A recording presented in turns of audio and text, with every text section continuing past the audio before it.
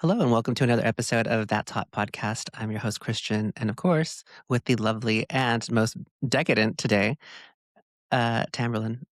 I was about to say your last name, but we're not going. We're not going there. What's so funny last time I was like, "I'm sorry for saying your whole name." Yes. Hey, behind me, this is my rack of edits for Sundance. Since we're in the theme of Rachel Zoe, I decided to treat myself like a client. So that's why this has been up. And this was one of the looks off the rack. It was not expensive per se, but as a Californian, I have no other place to wear like a fur hoodie. So I need to wear it for you guys for the content. I love it. Hmm. If anything, but if we were gonna like be a stylist about it, you do fade into the background Of of my this rack background. of this black Yes. Well, background. we wear a lot of black clothes. It is But what it's it okay. is. What can we do? It looks good. The very chic. Is this faux or is it real? This is faux fur. We have a real coat back, a real fur coat back here in this little garment bag. Hmm. But the budget would not allow us to go full Russian princess, all real fur everything.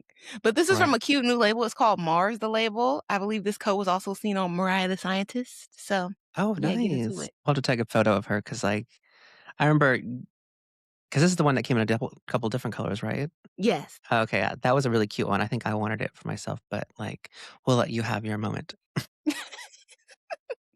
We I could be guess by the twins when it time goes on sale.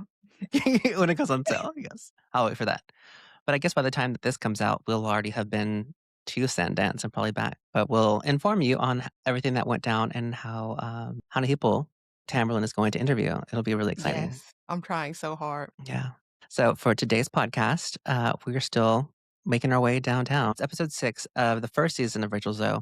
Where did we leave off last time? Molly Sims got Last a dress. time. Hmm? Molly Sims got a dress. They Yes, weren't Molly happy with Sims her pick. ruined her outfit with those black tights. Yes. Rachel's dad came in and gave her a little reality check that she Hmm. desperately needed. Yeah. Um, so now we're on to episode 6, and Rachel is acting like she has to do 4 open heart surgeries because it's Oscars week. Yes. And I feel like this is a great climax to the ending of season 1. You Mhm, know, we're up till then, it's just like little styling jobs. And of course, I think we did have Deborah Messing like doing an interview and oh yeah, Jennifer Garner, she did an interview as well. But this one is kind of climaxing for the big moment for her season. It's Oscars week and like she did other dresses, right? Which one was she do? Oh yeah, Anne Hathaway, who she calls Annie, apparently. mhm. But the big one in this episode was Cameron Diaz and the drama that Yes. surrounded that dress. I think in the entirety of the series, this one episode just stands out the most. It really does because I remember, this whole episode, but then when I was rewatching it and they got to the part where she was talking about Cameron and the pink Chanel, it was like I already knew what she was talking about. I already remembered the look, how it came out with the sleeve off, and I was like, "Oh, Rachel, like, she did her big one with this one. She really did." Yes. And like I don't remember back in that moment, like whenever this was actually occurring, what happened. Like, did the well, obviously, we saw it first, right? The Oscars and the dress, and then I Mhm. guess we would have seen the recording, months later after they edited it and posted it. But it's cool that just to think that we saw this dress walk the, red carpet, and later on down the line, we saw the behind the scenes of her selecting the garment, in communication with Chanel and Karl Lagerfeld, allegedly.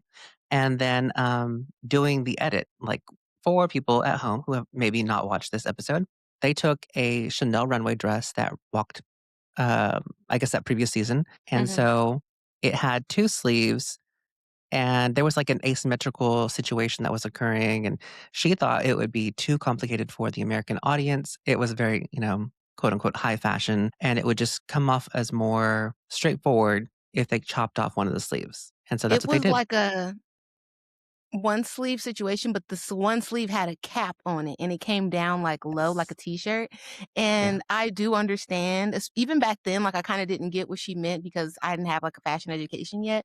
But when she kept saying, "Oh, the American public won't understand," back then I was just like, it's just cuter the other way. Like without the sleeve off, it just looks less stupid. Like more people will wear it. But now as an adult, I understand, oh, she means the wearability of said piece. Like if she would have put her in it with the cap sleeve, no one would have said anything, but it wouldn't have sold out or people wouldn't be inquiring about the dress the next day from like our side of the pond, if you will. Right, right. Mhm. And Well, I guess, this similar situation happens in the 2nd season, but we'll get to that later. One But of the funniest parts about this episode was when she's trying to explain all this to Roger, and he's like, "In order to not get divorced, I'm just gonna walk away." it was true because, everything was so, like, important, and it Mhm, was super everything was so vital, but also, this is must have been, like, super high stress just because like, this is her, like, Super Bowl. This is the main, like, breadwinner for her season. mhm. So, like, I kind of understand it. It's just and of course, she's, like, putting on the extra, like, drama because the cameras are on. She has to be good television, otherwise they're not renewing. And, at a certain point when I was watching the season, I was thinking that, like, is she really this dramatic all the time, or is she just being extra for the camera? And at some point, I kinda decided, no, this is how she is, because at any point, if she was just being extra for the cameras, I feel like Taylor is such a B word that she would have said that. Like, you're making things worse because of this show and blah, blah, blah. Like, she wouldn't have held back. So I think she's always super high strung and always needs a lot of coddling and reassuring by the people that work with her. And I really saw in this episode that, oh, that's why Taylor has the issue of these new people getting brought in, because before she was like Rachel's rock, like her only person to lean on. And now there's going to be all these other people that she confides in and talks to. So now Taylor will get even less information about jobs and less information about what's going on. Because if you're not right next to Rachel, it's kind of like you don't really get in the know. The Because Chosen, yeah. even her assistant, when she brings Marissa in, I don't know if that happens yet, but even that was like, "Okay, well, what is this person here for?" Like, you just needed a third person to talk to, because what's her job? But Marissa so the other ones are 2, styling assistants. Yeah, She takes care of all the admin stuff for Rachel, but also the business. I guess. Well, I have commentary about her, but Imma save it for season 2. Oh, okay. Um, in this one, Taylor storms out, and Rachel in the little confessional thing says, "Taylor storms out a lot." She does. And it's, like, funny that she, like, puts words to it because why would you as a manager put up with that kind of behavior? It doesn't make sense. And she's like, "It's You know? me or Brad." Or no, she said, "It's Brad or Me, I. It's batter I. Brad or I." At least she was using correct Yes. grammar. Yes. Good for her, I guess. And what Uh, what was that too? It was because that led over in from the previous episode, that was, like, the ending, right? Because they had a whole, yes. like, squabble, or am Well, I because Brad recollecting this messed wrong? up the styling kit, when Rachel was going to whoever's house, and she was like, "I had no top stick. I had no heel pads. Just this is not okay, Joey." Mhm. And she's, like, complaining about Brad because I Oh, okay. guess Brad took the wrong styling kit. Yes. Okay, so this wasn't in the previous episode, so it was in episode 6, Brad started out with, who was it? Anne Hathaway was one of them. I think Taylor was helping Demi Moore, Mhm. and then Rachel was with Cameron Diaz, Yes. or vice versa. Yeah. And No, someone was no. with Eva Mendes because she wore the white, the beautiful white with the Yes. turquoise. I Mhm. forgot somebody, yes. And there was a whole big scandal because there was something on Eva Mendez's dress. And so, um, what was it? Brad went and rushed over, right? No, No, Taylor is, like, on the phone, Taylor and she's panicking about it, and then when they get there, she finds out it's, like, a pin-sized mark, and it's under one of the pleats, so it doesn't even matter. yes. But I can only imagine that would be, like, a huge thing because, like, this was the perfect dress, and it was, and then with Mhm. that jewelry, it was a great look, and it also did really well with her, like, skin tone and the hair. So, like, that entire look was really good. But then if at the last moment, they would have had to change the dress, that would have been, I don't know, heart Like, attack what inducing. dress? 'Cause, like, did they even have Yes. anything else? I don't remember her. It I feel doesn't like because seem they like knew, like, that was gonna be her dress. Mhm, mhm. Yes. That's Kinda stupid that they only had X amount of styling kits. Like, if you have 6 clients, shouldn't there be 6 kits? even more so because, like, what if something gets missed out or something crazy happens? Have an extra one, so, like, 7 or 8 kids. But It doesn't yes, make sense. Like, this is you guys' job. I assume you're getting paid double digit thousands. You can't have, like, a little doctor bag in here with a bunch of, bobby pins, safety pins, this, that. exactly. And so Come on for now. people listening, a kit is just, like, everything that you could possibly need to create that job and that look. So, um, sticky tape, a bra, panties, bobby pins, stylings. What else did they mention? Top stick, Even heel nipple covers. pads, nipple covers, um, I'm sure, like, little alteration kit, little tie pins for stains, like, for the Eva situation. Just anything Yes. that you could use to, like, help bring an outfit together, cinch it in. Yes. They did not have Um, this. and the whole scandal, what Tamberlin had just mentioned, was that Brad had started off with Cameron Diaz, but at some point he got pulled away. I think he had to go to Mm. Anne Hathaway. I can't remember.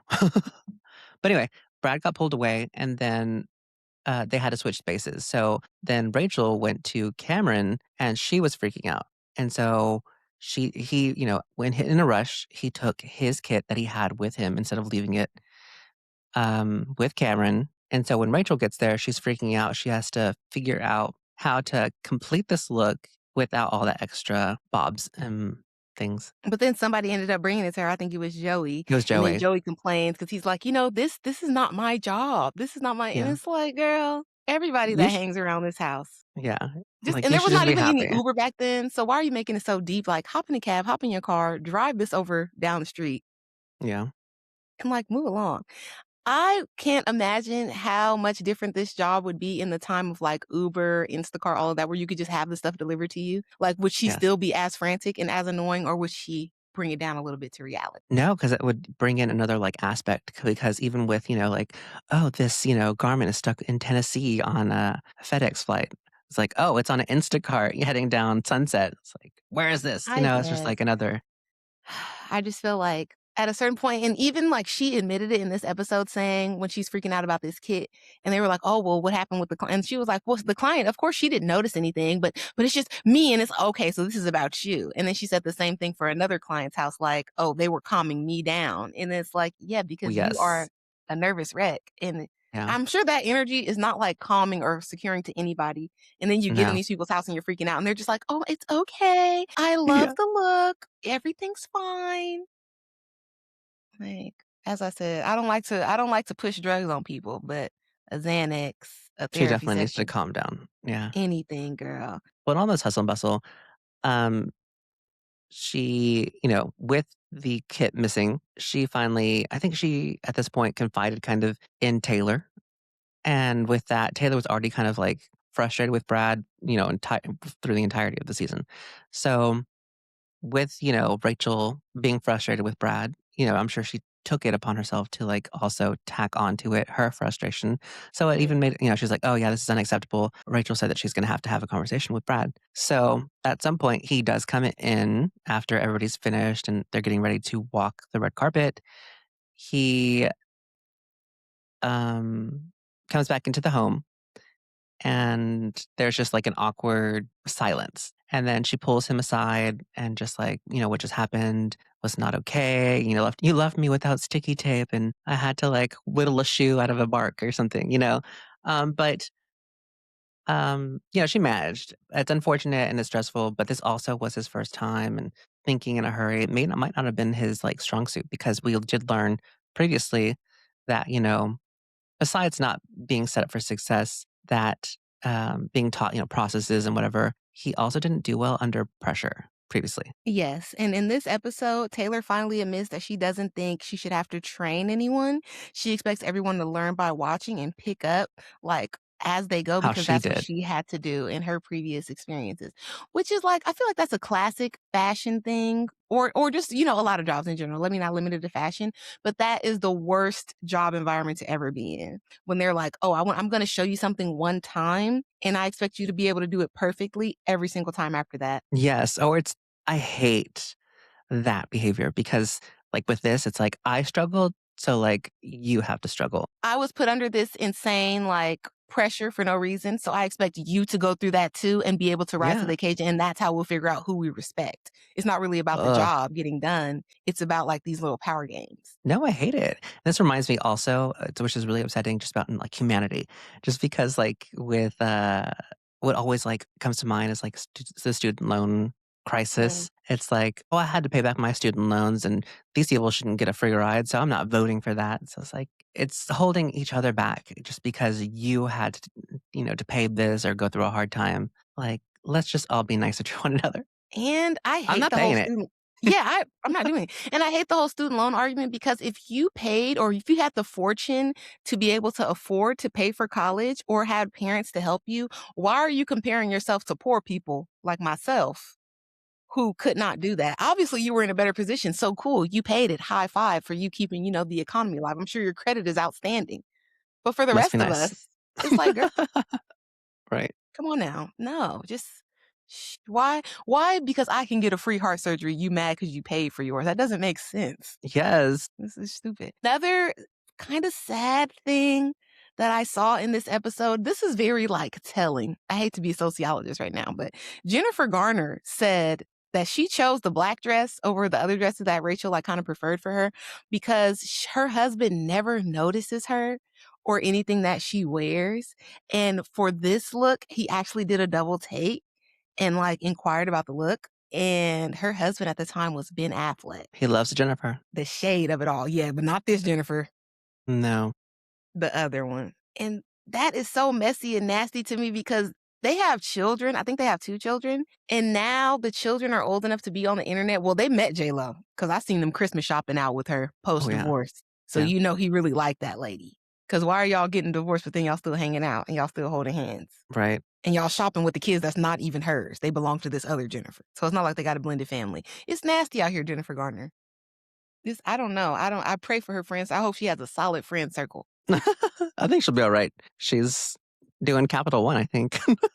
She's got a Oh, Capital One snap. card. Get to the bag, Jennifer. Yeah, forget about love. Money is more reliable than these men. Yes, anywhere the Capital One can take you, I guess. Was that the theme? Oh, man. I pray that you find a nice white older man like Jennifer Aniston to, live out the rest of your days. What is I don't even know that Jennifer Aniston with anybody. She's dating some old man right now. He's hot. Oh, okay, that's all that And matters. he does not seem like a Hollywood type of man. So it's like, Jen Garner, I pray that the luck of the Jennifers rubs off on you because it's been missing you since Million Dollar Baby. That was, a different person. Damn. That was a different white lady. It's okay. They deserve it. 'Cause Jennifer Garner, what movies were you in? My Hilary God. Swank, Hilary Swank. The only Oh, thing I Hilary remember her Swank. Yes. The only thing I can recall Jennifer Garner in is, like, of course, 13 Going on 30, Okay, yeah. um, and what was it, Alias, I think? Let me see, child. Okay. Ooh, So that's why this I is said the why. Capital One commercial because at least, she's getting a paycheck. She has not been in a lot of good okay, she was in Juno. I don't remember who she was in Juno. Maybe she was She the was the mom? mom. She was the mom that Okay. eventually she adopted the baby. Okay. You were in Dude, Where's My Car? You don't like that movie? I don't think I've Um, ever seen it. That's not my kind of cup of tea. yeah, you were in Dallas Buyers Club, all these other Oh. movies. I'm sorry, Jen. I really am. Because even Jennifer Lopez got a better filmography than this, and we know that lady. I We love do. her. You love with Jennifer Lopez, her rom-coms. I love her rom-coms, but also I don't know. I just even her music is okay. She gave us bops and she gave us hits, and some of the other ones are okay. It's fine. But I think thing I love the most about Jennifer Lopez is that her tenacity. Of course she has a phone. She sees the internet. She knows what everybody's talking about. She does not care.